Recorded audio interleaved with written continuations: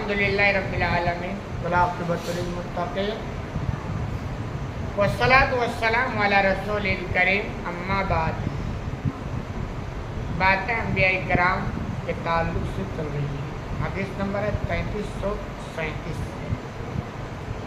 عن الزہری قال سالم وقال ابن عمر رضی اللہ عنہما، زہری سے روایت ہے کہ سالم نے بیان کیا اور وہ کہتے ہیں کہ عبداللہ ابن عمر رضی اللہ عنہ نے بیان کیا، قام رسول اللہ صلی اللہ علیہ وسلم بالناس، کہ اللہ کے رسول صلی اللہ علیہ وسلم لوگوں کے درمیان کھڑے ہوئے، یعنی کوئی محفل تھی، سب بیٹھے ہوئے تھے اور آپ اس محفل میں کھڑے ہوئے۔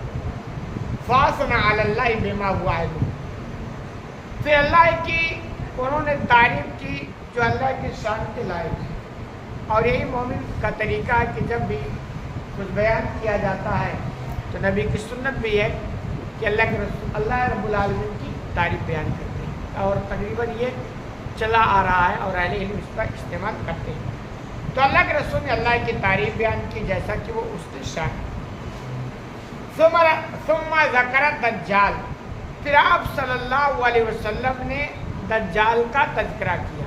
دجال کا نام تو آپ نے سنا ہوگا، تو اسی دجال کا آپ نے تذکرہ کیا۔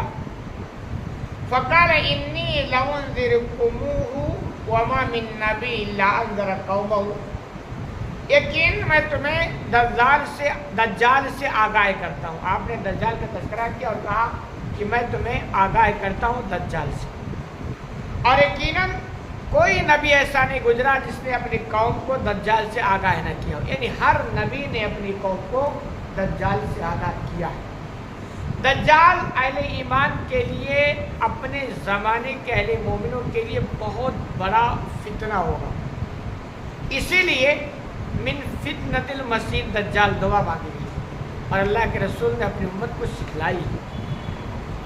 دیکھیے، دجال سے سامنا ہونا وہ الگ میٹر ہے، لیکن اس سے سامنا ہو ہی نہ، یہ سب سے بڑی بات۔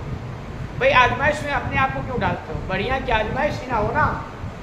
اگر آزمائش ہو جائے تو ثابت قدمی دکھاؤ، وہ الگ میٹر ہے، لیکن آزمائش سے بچ جاؤ، یہ سب سے بڑھیا بات ہے۔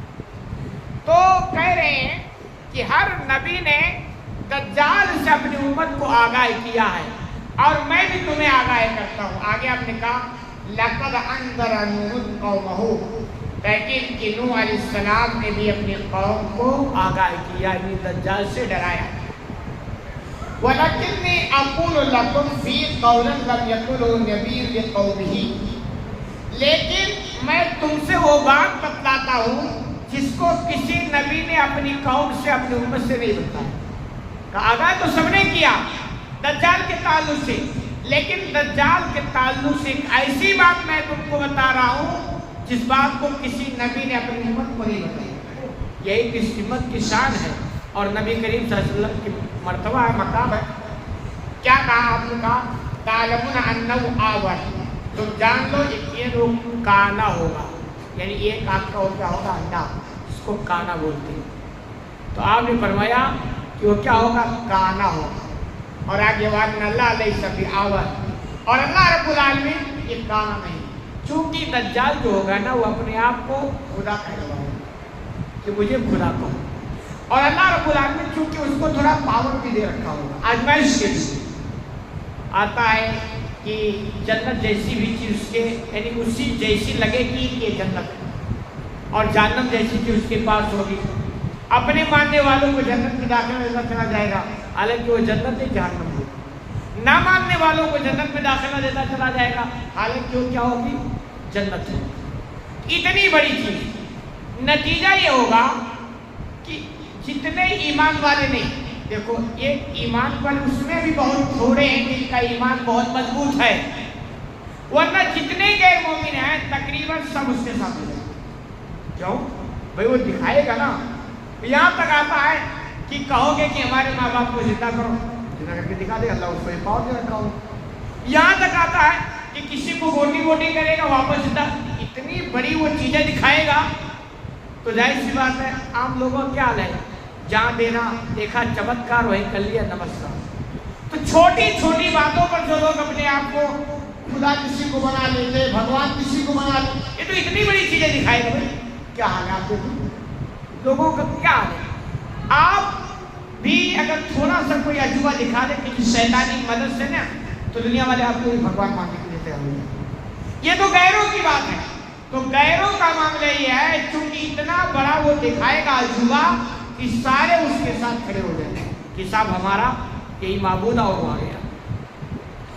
अब रहेंगे अहले ईमान। अहले ईमान में भी वही हाल है जो आज हमारे अहले ईमान पर। ये कम थोड़ा है यार। आप अगर थोड़ा सा ड्रामा दिखा देना तो कहेंगे आप पहुंचे हुए।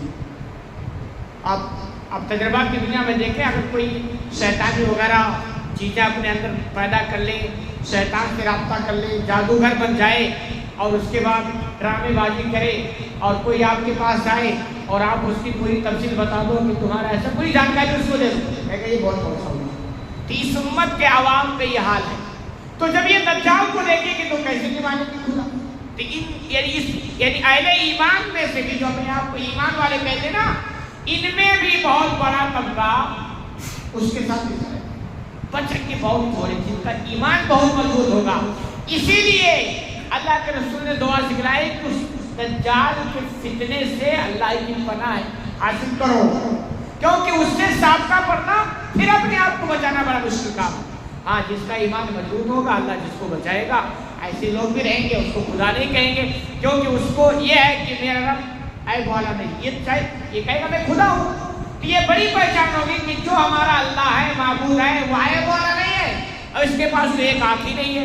तो ये बहुत बड़ी अहले ईमान के लिए पहचान की अलामत होगी। तो अल्लाह ताला हम सब को ऐसी आजमाइश से बचाए। मामला बड़ा संगीन होगा और इसका हल यही है कि अपने ईमान को आप मजबूत करें। जितना ज़्यादा आपका ईमान मजबूत होगा ना, उतने बड़े बड़े आजमाइश और फितने में आप अपने आप को बचा लेंगे। जितना कमज़ोर होगा, छोटी छोटी आजमाइश में आप फेल हो जाओगे।